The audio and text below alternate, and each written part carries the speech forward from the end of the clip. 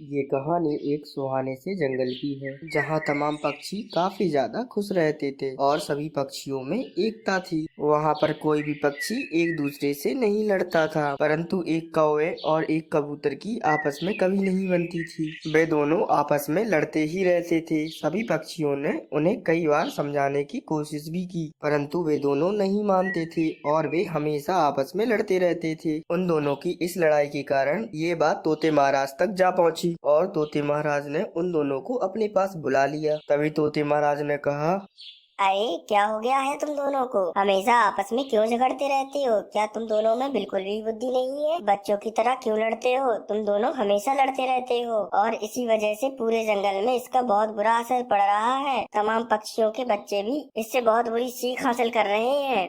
तभी वो कबूतर कहता है, अरे तोते महाराज, मैं तो कभी भी नहीं लड़ता, पर ये कौवा हमेशा मेरे पास आ जाता है और मुझसे लड़ाई करना शुरू कर देता है। इसके बदले में मुझे भी इससे लड़ना पड़ता है। मैं कभी भी नहीं लड़ना चाहता हूँ। कबूतर की बात सुनकर कौवा फौरन से कहता है, अरे तोते महाराज, ये कबूतर सरासर झूठ बोल रहा है, बल्कि मैं उल्टा इससे कभी नहीं लड़ता हूँ। ये हमेशा मेरे पास आता है और मुझसे लड़ाई करता है। मैं इससे कभी भी नहीं लड़ता। अरे तो इसका मतलब है तुम दोनों आपस में लड़ते ही नहीं हो। अरे हाँ तोते महाराज, इसका तो मुझे नहीं पता, परंतु मैं तो बिल्कुल भी नहीं लड़ता हूँ। इसका तो मुंह ही लड़ने जैसा है, जब देखो हर किसी से लड़ता ही रहता है। अरे कौवे, मेरा मुंह जैसा भी हो, मेरा मुंह तुम्हारे मुंह जैसा काला तो नहीं है। अरे तुम जाओ और जाकर अपना काम करो, मेरे मुंह मत लगो। अरे देखा तोते महाराज, इसने मुझे काला कहा है। अरे तुम दोनों चुप हो जाओ, वरना मैं अभी तुम दोनों को बंदी बना दूंगा। अरे कबूतर, मेरा मुंह काला है तो क्या हुआ, कम से कम मैं तुम्हारे जैसा तो नहीं हूँ। तुम तो पूरे के पूरे सफेद हो और एक आत्मा जैसे लगते हो। फिर वे दोनों तोते महाराज के सामने ही लड़ाई करना शुरू कर देते हैं और तोते महाराज उन दोनों को देख रहे होते हैं। सही कहते हैं पक्षी, तुम दोनों बहुत लड़ाई करते हो और अभी तो तुम दोनों ने मेरे सामने ही लड़ना शुरू कर दिया, तो बाहर कितना लड़ते होगे? चुप हो जाओ तुम दोनों। फिर तोते महाराज की बात सुनकर वे दोनों डर जाते हैं और वे दोनों चुप हो जाते हैं।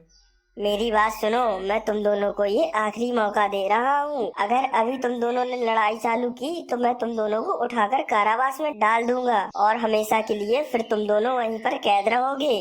तोते महाराज की ये बात सुनकर वे दोनों पक्षी बहुत ज्यादा डर जाते हैं और वे तोते महाराज से कहते हैं, अरे तोते महाराज, नहीं नहीं, मुझे बंदी बनकर नहीं रहना। मैं अब बिल्कुल भी लड़ाई नहीं करूँगा, मुझे क्षमा कर दो। अरे हाँ तोते महाराज, मैं भी लड़ाई नहीं करूँगा, मुझसे गलती हो गई। ये कहकर तोते महाराज उन दोनों पक्षियों को छोड़ देते हैं। वहीं दूसरी तरफ एक नई चील इस जंगल में आई थी, क्योंकि उस चील को पुराने जंगल से कई पक्षियों ने मारकर निकाल दिया था और वो चील अपना शिकार ढूंढने की तलाश में थी। वो चाहती थी कि उसे कोई शिकार मिल जाए और उसकी भूख मिट जाए। अरे लगता है इस जंगल में तो कोई शिकार ही नहीं है। मैंने पूरे जंगल में ढूंढा, यहाँ तो कोई पक्षी अपने घर से बाहर ही नहीं निकलता है। मैं किसका शिकार करूं? मुझे तो लगता है अगर मैं इस जंगल में ज्यादा दिन रही तो मैं तो भूखी मर जाऊंगी। फिर एक दिन मीनू चिड़िया और उसका दोस्त बिरजू तोता एक पेड़ पर बैठकर बातें कर रहे होते हैं। अरे मीनू चिड़िया, तुमने देखा, अब हमारे जंगल में कोई भी लड़ाई नहीं करता है। जब से तोते महाराज ने उन दोनों पक्षियों को समझाया है, तब से हमारे जंगल में बिल्कुल भी लड़ाई नहीं हो रही है। अरे हाँ तोते भाई, मैंने भी नहीं सुना कि उस कबूतर ने और उस कौवे ने आपस में फिर से लड़ाई की हो। अरे हाँ, मुझे तो लगता है कि वो दोनों अब सुधर गए हैं और वे दोनों आपस में अब कभी भी लड़ाई नहीं करेंगे। अरे हाँ तोते भाई, आप बिल्कुल ठीक कह रहे हैं, परंतु मुझे लगता है अगर वे दोनों आपस में मिले तो वे दोनों लड़ाई जरूर करेंगे। अरे हाँ मीनू चिड़िया, ये बात तो मैंने सोची ही नहीं। अगर वे दोनों आपस में मिल गए तो फिर वे दोनों जरूर लड़ाई करेंगे, क्योंकि वे दोनों लड़ाई किए बगैर रह ही नहीं सकते हैं। अरे हाँ तोते भाई, बस वे दोनों आपस में मिले ना तो हमारे जंगल की सुख शांति ऐसे ही बनी रहेगी और कोई भी पक्षी आपस में लड़ाई नहीं करेगा। वहीं दूसरी तरफ वह चील काफी दिनों से भूखी रहती है और वह शिकार पे जाने का सोच रही होती है। और इतने दिनों से भूखा रहकर तो मेरी हालत बहुत ज्यादा पतली हो गई है। मैं बाहर निकलकर अपना शिकार ढूंढती हूँ, क्या पता मुझे कोई ना कोई पक्षी मिल जाए और उसे मैं अपना शिकार बना लूँ। फिर ये कहकर वो चील बाहर निकल जाती है और अपना शिकार ढूंढने लगती है। वहीं कौवे के भी घोंसले में दाना खत्म हो जाता है और वह दाना ढूंढने के लिए बाहर निकलता है। अरे मुझे पता ही नहीं लगा कि कब मेरा दाना खत्म हो गया। अब मुझे बाहर जाना होगा अपना दाना ढूंढने के लिए। चलो मैं जाता हूँ।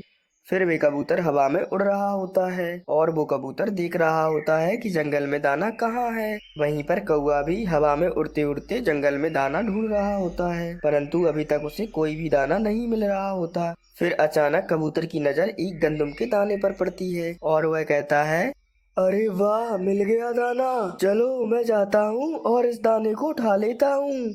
वहीं दूसरी तरफ उस कौवे की भी नजर उस गंदम के दाने पर पड़ जाती है और वो उसे उठाने के लिए आगे बढ़ने लगता है। फिर वो कौवा और वो कबूतर उस दाने के उठाने के चक्कर में एक साथ आकर बैठ जाते हैं और वो दोनों एक दूसरे को आमने सामने देखकर बहुत ज्यादा गुस्सा भी हो जाते हैं। अरे कबूतर, तुम यहाँ क्या कर रहे हो? तुम्हें घर में बैठा नहीं जाता? जब देखो मेरा पीछा ही करते रहते हो। अरे तुम बस अपना मुंह बंद रखो, मैं यहाँ पर दाना लेने के लिए आया हूँ और मैं दाना लेकर घर चला जाऊंगा। अरे क्या कह रहे हो? ये दाना, इस दाने को पहले मैंने देखा है और ये दाना मेरा है। मैं तुम्हें इसे ले जाने नहीं दूंगा। अरे कौवे, कितना झूठ बोलोगे? पहले इस दाने को मैंने देखा है और इस दाने पर मेरा हक है, तो मैं ही इसे पहले लेकर जाऊंगा। अरे क्या तुम्हारी दादागिरी है? मैं भी देखता हूँ तुम इस दाने को यहाँ से कैसे लेकर जाते हो। ये दाना मेरा है। अरे कौवे देखो, तोते महाराज ने मुझे लड़ने से मना किया है, वरना मैं तुम्हें अभी अच्छा सबक सिखा देता। मुझे शराफत से ये दाना ले जाने दो, वरना तुम्हारे साथ अच्छा नहीं होगा। अरे मैं भी देखता हूँ तुम क्या कर लेते हो। फिर वे दोनों पक्षी आपस में लड़ने लगते हैं। वो चील भी वहीं पर छिपी होती है और वो उन दोनों पक्षियों को आपस में लड़ते हुए देख रही होती है। फिर वो चील बिना सोचे समझे उन दोनों पक्षियों पर हमला कर देती है, परंतु वो दोनों पक्षी बहुत ज्यादा गुस्से में होते हैं और वे दोनों उस चील को सामने देखकर उस पर भी हावी हो जाते हैं और वो कौवा और वो कबूतर उस चील को मारने लगते हैं। बहुत ज्यादा मार खाने के कारण उस चील की वहीं पर मृत्यु हो जाती है। उन दोनों पक्षियों का गुस्सा भी उस चील पर निकल गया होता है और फिर वो कौवा कहता है, अरे कबूतर, मैं तो बिना वजह तुम्हें अपना दुश्मन समझ रहा था, पर तुमने तो मेरी जान बचाई है। तुम्हारा बहुत बहुत धन्यवाद और आज से तुम मेरे दोस्त हो। अरे नहीं कौवे, मैंने तुम्हारी जान कहाँ से बचाई है, बल्कि तुमने मेरी जान बचाई है। इस चील को मार के हम दोनों आज से पक्के दोस्त हैं और हम दोनों अब बिल्कुल भी लड़ाई नहीं करेंगे। फिर उन दोनों पक्षियों में भी बहुत ज्यादा ही गहरी दोस्ती हो जाती है।